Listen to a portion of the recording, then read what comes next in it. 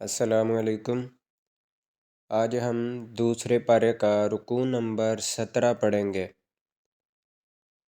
अऊज़ु बिल्लाहि मिनश शैतानिर रजीम। बिस्मिल्लाहिर रहमानिर रहीम। फलम्मा फ़सल तालूत बिलजुनूद क़ाल इन्नल्लाह मुब्तलीकुम बिनहर फमन शरिब मिन्हु फलैस मिन्नी वमन लम यतअमहु फइन्नहु मिन्नी इल्ला मन इग़तरफ़ ग़ुरफ़तन बियदिहि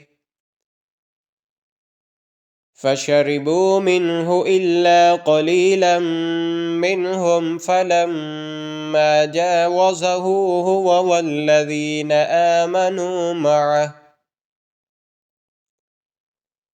قالوا لا طاقة لنا اليوم بجالوت وجنوده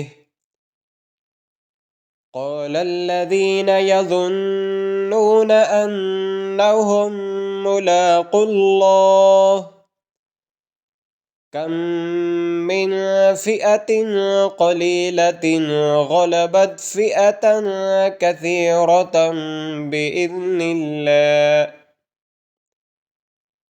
والله مع الصابرين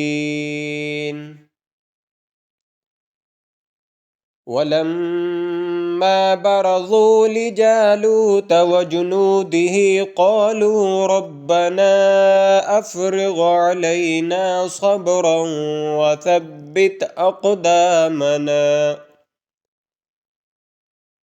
وثبت أقدامنا وانصرنا على القوم الكافرين فهزموهم بإذن الله وقتل داود جالوت وآتاه الله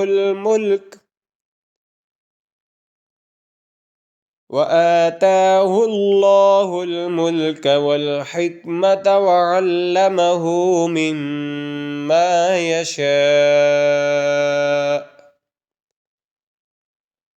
ولولا دفع الله الناس بعضهم ببعض